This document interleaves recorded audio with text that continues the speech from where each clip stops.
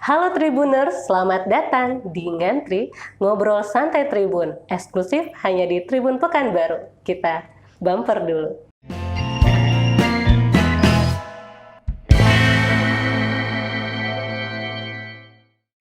Oke, Ngantri, kali ini kita akan ngobrolin tentang apa ya? Kali ini kita akan ngobrolin tentang instrumen investasi. Dan di sebelah Tia hari ini sudah ada Bapak Emon Sleman dari Bursa Efek Riau. Iya. Selamat pagi, siang, sore, malam ini Pak. Pagi. Tapi harus pagi terus katanya. Harus semangat Karena kan pagi terus ya? Semangat terus gitu. Oke, nah hari ini kita akan ngobrolin tetap kemasannya santai, tetap ngantri banget, tapi dengan kemasan yang berbeda nih hari ini. Kita akan ngebahas tentang saham nih. Kalau udah ada Pak Emon ya, saham dong nih. Kita bakal ngebahas saham untuk siapa? Untuk para milenials nih Pak. Kita langsung aja kali ini Pak. Boleh. Pak, ini kan kalau ngomongin saham nih, ini sampai belibet nih yang ngomong.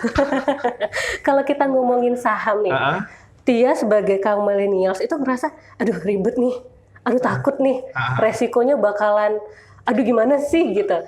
Ini gimana sih Pak caranya untuk memulai investasi di saham? Oke. Gitu. Kalau kita bicara ya tadi bukan hanya Tia yang milenial, saya juga milenial. Jadi gini, kalau bicara tentang cara mulai investasi saham, sebetulnya dari kita dulu gitu. Apapun sebetulnya harusnya mulai dari diri sendiri. Nah, kita kebayang gini, maksudnya apa ya? Kita sering diajarkan untuk bisa bukan untuk mau. Oke, untuk bisa, bukan untuk mau. Ya, harusnya mau gitu. Kayak Tia kan perempuan nih. Kartini kita semboyannya apa? Semboyannya aku mau, bukan aku bisa. Karena kalau mau dia akan cari dan menjadi bisa, dan dia akan penasaran cari terus informasinya. Nah, dari situ modal utama. Nah, sekarang tuh yang hilang di milenial adalah mau sebetulnya. Jadi dia harus punya kemauan dulu, baru dia akan cari. Cara tuh bagian dari sedikit mungkin ini ya. Yang paling penting adalah motivasi untuk mau dulu. Mau berinvestasi, mau mengelola uang. Ini menjadi pelajaran utama ketika sekarang kita mengalami pandemi. Oh iya, benar. Pelajaran utama, karena nggak ada yang nyangka. Saya tuh nggak nyangka bakal bekerja dari rumah. Dari tanggal 20 Maret. 20 Maret sampai dengan sekarang saya masih bekerja dari rumah. Artinya bahwa ini nggak nyangka, dan teman-teman yang milenial mengalami ini pembelajaran yang luar biasa, bahwa di depan itu kita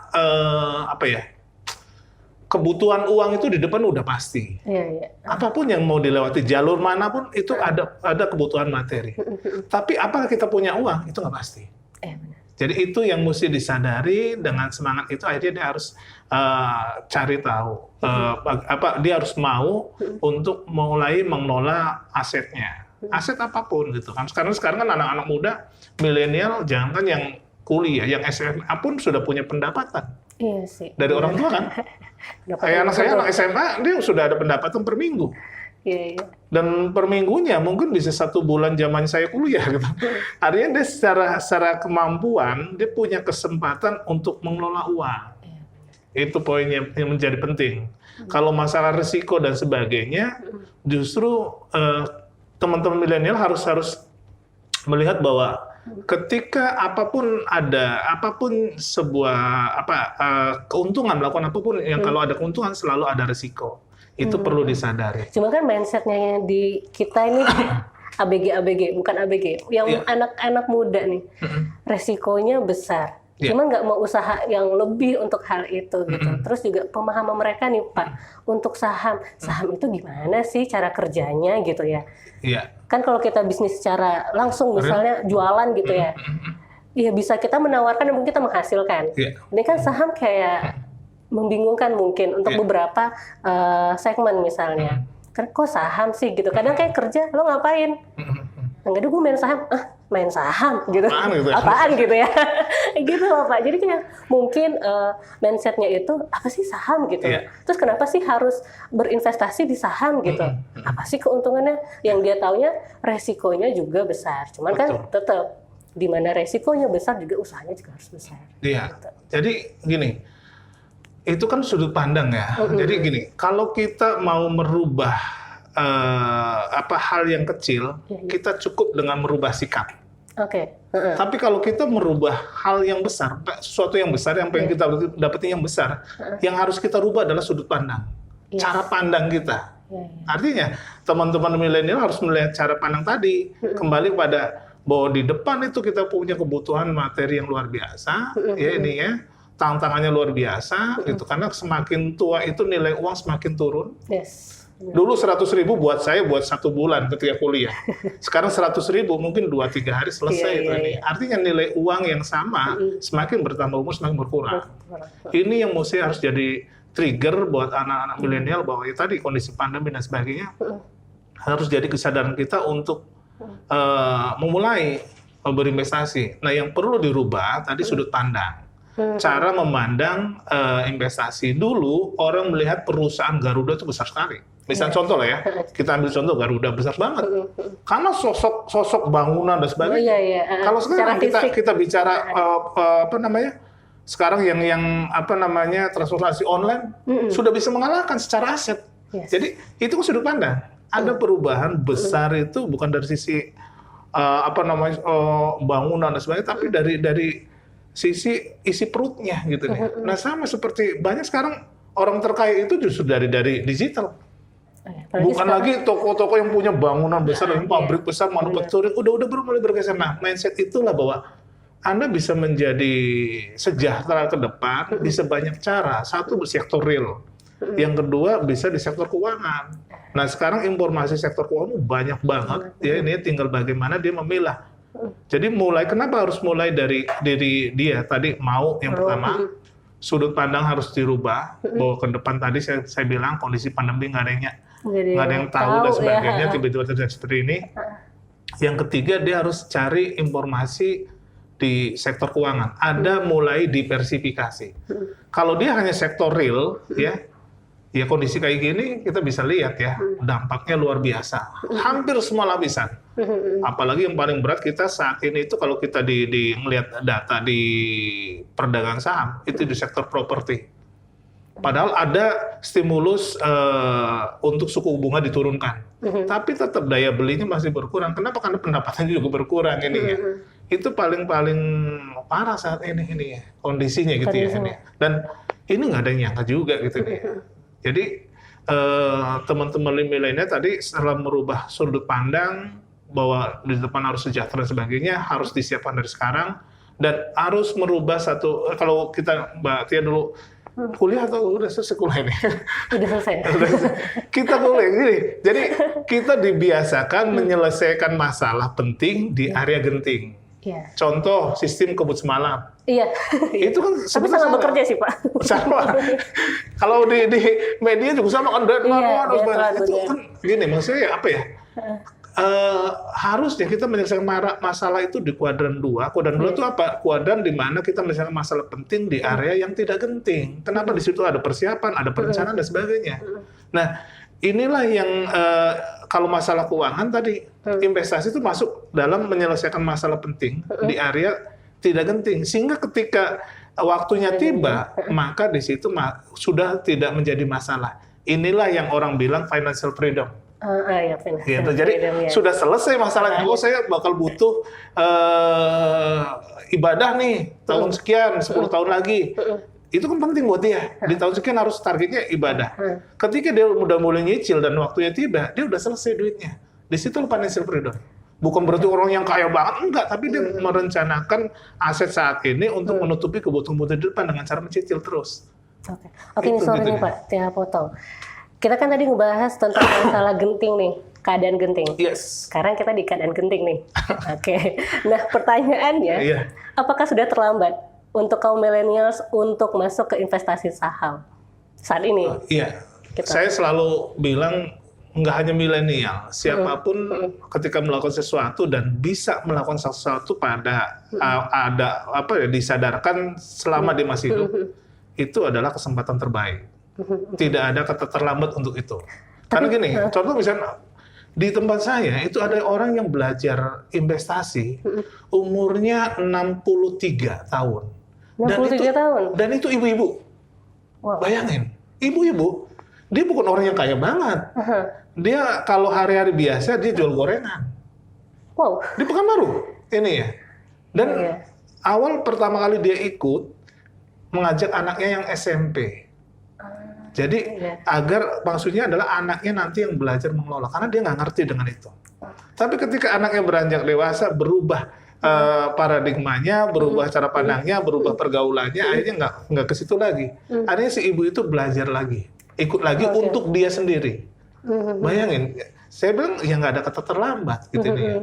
Karena kemandirian finansial dalam kondisi saat ini tidak hanya milik laki-laki, perempuan juga sama. Perempuan sekarang banyak banget ya kejadian-kejadian dispose gitu kan antara di keluarga, ternyata perempuannya nggak siap karena nggak punya penghasilan.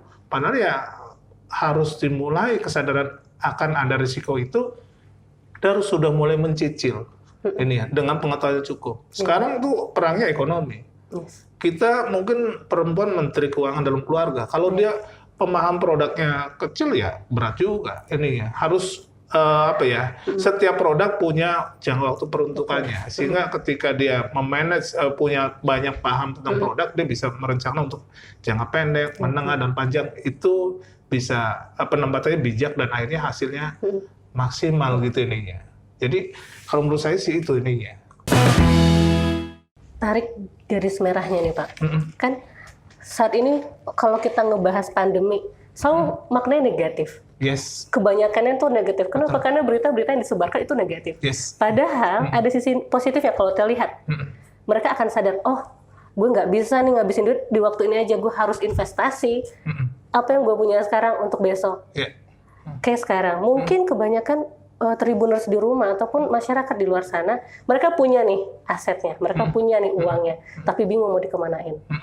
Gitu, karena kenapa? Saat ini semua lagi pusing kan Pak? Bingung nih, yang kerja biasanya secara langsung sekarang di rumah, gitu, yang sekolah langsung temu gurunya harus daring, gitu, yang orang tuanya biasanya cuma WhatsApp doang, sekarang harus ngerti pakai Zoom dan segala macam gitu. Tapi kan dengan pandemik ini sebenarnya banyak hal positif yang kita dapatin dan tertimbun mungkin dengan informasi-informasi yang bikin orang lebih worry nih kenapa.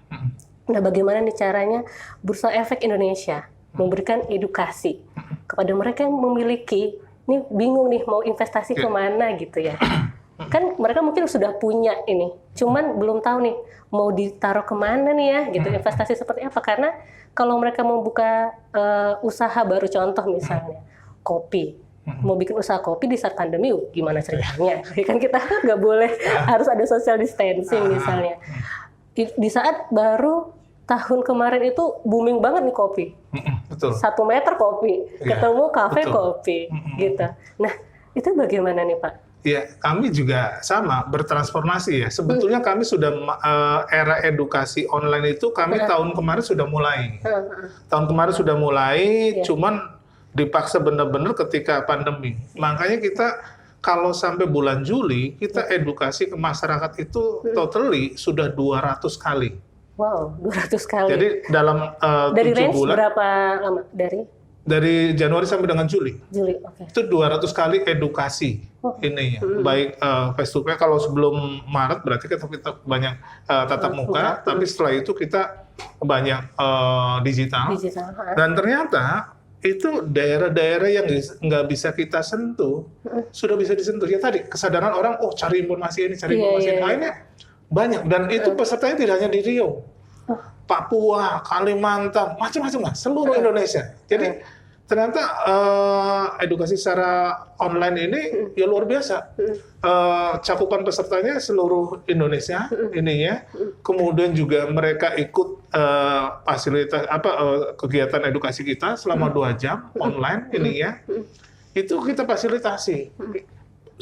Selain itu, jadi kita punya beberapa sasaran ya. Kita ada edukasi untuk milenial, ya ini ya, pendekatannya secara milenial. Kita ada pendekatan secara informasi terkait dengan perkembangan, update pasar dan sebagainya. Yang ketiga, kita ada sekolah. Sekolah itu sebenarnya waktunya cuma 2 jam, tapi kita mempelajari saham itu, mencari investasi pasar itu seperti sekolah. Ada definisi, ada ini dan sebagainya gitu. Walaupun ya tadi karena brandingnya sekolah ya kayak sekolah ini, orang sudah saya pengen tahu lebih detail ya harus ke situ. Tapi kalau pengen tahu secara sekilas saja ya banyak kegiatan-kegiatan kita yang sifatnya pendekatan untuk mengenalkan pasar modal dalam kegiatannya kayak video-video kecil yang mungkin sebenarnya arahnya ke sana, kesadaran untuk investasi dan sebagainya gitu nih ya. Jadi memang cakupannya itu dari mulai merubah mindset, edukasi itu ya, merubah mindset tentang investasi, risiko besar, harus dana besar, berumit, rigid dan sebagainya itu dirubah. Ini cara pandangnya, karena ini kalau kita ya tadi saya bilang kalau kita mau melakukan sesuatu yang besar, kita harus merubah paradigma. Tapi kalau mau melakukan perubahan kecil, ya perubahan sikap aja. Jadi karena kita kesadaran bahwa masyarakat Indonesia secara totally, ya pengeluaran pendapatan masyarakat Indonesia itu masih konsumsi, kemudian tabungan. Konsumsi itu ada cicilan juga ini, dari cicilan, konsumsi dan cicilan terus plus tabungan, nggak ada investasi. Artinya masyarakat Indonesia masih saving society, masyarakat menabung. Nah, ini harus ada tambahan untuk investasi. Untuk apa? Masa depannya. Makanya untuk merubah masyarakat Indonesia kepada investing society, masyarakat yang berinvestasi, harus dirubah paradigmanya. Nah, paradigma inilah kita sentuh dengan sudut pandang kayak tadi di awal. Saya setiap edukasi pasti sasarannya ke situ dulu. Karena pengen saya bahwa orang-orang itu berinvestasi itu mau, bukan bisa. Sasaran jadi ketika mau dia akan cari belajar sendiri, cari banyak informasi udah banyak sekali, mau offline ataupun online itu sudah banyak sekali ya. Ini kesempatan kondisi pandemi ini adalah kesempatan teman-teman ya Tribuners ya tadi ya. Itu untuk apa ya? Ya orang bilang ini. Kita muhasabah kalau di muslim misalnya belajar gitu ya. Karena nanti udah masuk new normal, tantangan kita itu udah berbeda sekali. Ya, apalagi kalau sebelum-sebelumnya kita ada kenal misalnya VUCA, volatile, uncertainty, kompleks dan ambigu gitu nih. Ini kondisi yang memang ada gitu nih. Untuk itu aja kita harus upgrade kompetensi yang lebih gitu nih. Nah, apalagi kalau kita dipaksa ya tadi kita sempat ngobrol-ngobrol bahwa harusnya digital itu mulai 20-30, tapi kita dipaksa untuk jadi 20 kesiapan mental, skill kita. Nah, mudah-mudahan dalam kondisi yang seperti ini skill kita jadi naik. Skill saya akhirnya naik ya lumayan untuk mengelola Instagram misalnya. Gitu. Karena saya era milenial gitu dalam tanda kutip gitu. Tapi ya itu tadi harus sudah mulai kan anak-anak kalau era saya ini era Facebook. Friendster mungkin teman-teman yang Tribuners ya zaman dulu Friendster pernah tahu gitu kan. Mungkin nggak tahu anak-anak sekarang gitu. Nah sekarang eranya Instagram dan sebagainya. Jadi mau tidak mau saya harus masuk ke era itu. Nah skill itulah yang kita benahin, kita tambah dan sebagainya. Untuk apa? Tadi masuk era new normal is not normal sebetulnya gitu kan. Tapi kita harus upgrade dan terus teman-teman semua lapisan harus anak SD, anak TK aja udah daring. Dia upgrade skill kan, gitu. Masa kita yang udah bekerja dan sebagainya nggak coba upgrade skill. Benar. Jadi kondisi inilah yang kita mulai dari diri kita, apa kekurangan kita, upgrade skill itu untuk kerjaan, untuk keluarga, keuangan dan sebagainya. Udah mulai. Kemudian juga untuk membentuk paradigma yang baru ya Pak. Jadi makanya tadi nanti ujung-ujungnya adalah perubahan sikap karena hidup itu merespon. Kondisi pandemi orang kalau melihatnya kayak kita kan udah teruji ya dengan banyak kondisi bencana alam lah. Hampir setiap tahun dulu gitu kan. Saya pun mengalami gitu asap dan sebagainya. Kalau kita ngelihat sisi negatifnya, ujungnya pasti ngeluh. Ini dan nggak membentuk sikap. Jadi gini, see, do, get. Jadi apa yang kita lihat menentukan apa yang kita lakukan dan menentukan apa yang kita lakukan menentukan apa yang kita dapat. Itu sudut pandang ya cara mengusul. Jadi kalau kita ngelihatnya sisi negatifnya, maka ujungnya tadi saya bilang. Mungkin negatif. Tapi kalau kita ngelihat sisi peluang, maka akhirnya ujungnya kita dapat sesuatu. Dagang masker dapat sesuatu. Jadi ini hal-hal kecil bagaimana kita bisa merubah itu. Ini menjadi penting modal utama buat siapapun ketika dalam kondisi seperti ini. Ya kita harus melihat dari sisi yang lain. Redam dulu, lihat situasinya, baru kita mana peluang yang ada. Karena kalau ngeluh semua orang bisa. Gitu nih. Jadi yang kita harus rubah itu bagaimana kita bisa melihat peluang. Itu loh salah satu ciri orang bisa keluar dari kondisi krisis itu dia bukan sisi negatif yang dilihatnya. Ini negatif dilihat tapi tidak fokus ke sana. Fokusnya adalah solusi gitu. Berdasarkan kan kita mendapatkan solusi itu dari hal negatif yang kita alami nggak sih Pak? Bisa jadi, karena gini, orang kan bilang masalah itu adalah alat untuk kita naik kelas kan. Gitu. Iya. Semakin banyak masalah sebetulnya kalau kita makin banyak masalah artinya kita bakal naik kelas. Cuman kalau kita ngeluh dengan masalah, apa kita naik kelas? Kan itu maksudnya. Jadi kalau kita sering ketemu masalah, kayak kita sekolah lah gitu. Kita ketemu ujian, orang masih berpersepsi, waduh ujian lagi. Padahal itu adalah salah satu-satunya alat kita untuk naik kelas gitu deh. Kan sebetulnya kalau dilihatnya dari sisi itu, dia akan, wah ini kesempatan sih cepat naik kelas kan. Jadi yang dilakukan juga beda gitu nih. Gitu. Itu yang menjadi penting sih buat menurut saya ya. Ini kan paradigma nih ya. Cara kita melihat sesuatu dalam investasi juga sama tadi yang ribet, harus kaya, harus butuh waktu banyak. Kalau saham itu dikirain lu orang kaya banget loh. Bisnis lu saham gitu ya. Sekarang 100.000 udah bisa. Nah, nih saya lihat data milenial ya. Ini ya. Kenapa saya bawa data ini? Biar nggak agak valid gitu. Ini ya. Oke. Milenial di Pekanbaru itu angkanya luar biasa loh. Milenial dalam artian gini ya. Kita melihat dari kalau angka usia 18 sampai 25 aja sudah ada 8.823 investor. Umur 18 sampai dengan 25. Ya, asetnya mau tahu 48 M. Wow. Jadi kesadaran itu udah mulai. Kalau kita tarik lagi ke pelajar ya, angka pelajar itu angkanya 6.000. Ya, 6.166 pelajar maksudnya ya yang udah punya KTP sebelum kuliah lah ya ini ya. Itu asetnya 25,7 miliar. Jadi saya melihatnya gini, maksud bukan berarti nanti masyarakat anak-anak ini jadi gadget banget ini ya, sekarang eranya ke situ, tapi minimal kita ngebangunnya tadi dari kesadaran bahwa dia harus mengelola aset sekarang untuk menutupi kebutuhan masa depan. Nah, inilah PR kami di bursa untuk mengedukasi dari sisi itu. Ketika ada euforia anak-anak milenial semua banyak berinvestasi, kita berikan informasi bahwa berinvestasi secara benar.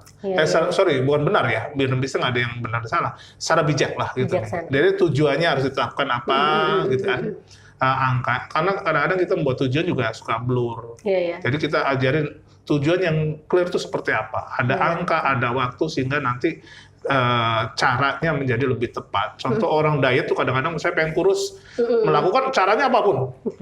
Akhirnya nggak tercapai. Kok saya udah melakukan ini, kok nggak capai? Karena dia tidak menetapkan angka dan waktu.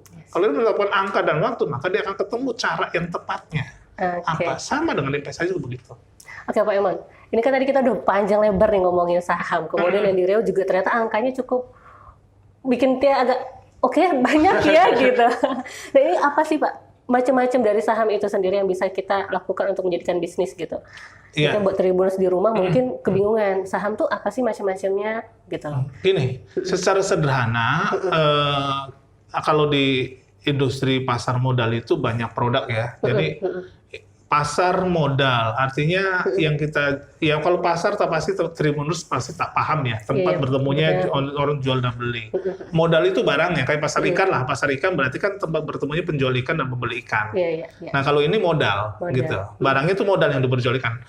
Modal itu kalau kita mau bisnis real kan biasanya orang kalau mau bisnis real akan cari teman-temannya untuk utangin saya deh buat modal gitu. Nah modal dalam bentuk utang ada nggak di pasar modal? Ada, namanya obligasi. Nah, kalau misalnya saya nggak mau utang, ada ribanya deh.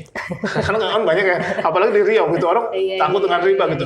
Saya maunya joinan aja deh gitu. Kalau joinan apa yang kita dapat? Biasanya bagi hasil. Nah joinan itu saham.